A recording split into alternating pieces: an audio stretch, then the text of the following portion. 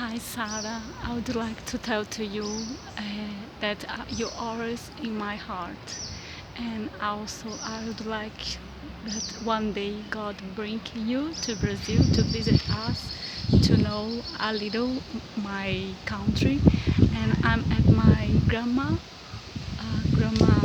flat, and here there is a lot of trees and birds, but at the big city it's not like that, but we have a beautiful countries, a small city that is very very beautiful. So I'm missing you, I remember you, your words and everything you have been done to the children at the garden.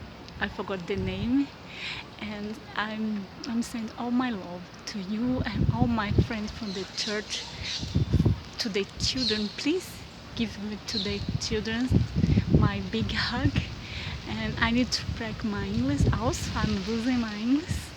And God bless you and your beautiful and wonderful soul. Bye.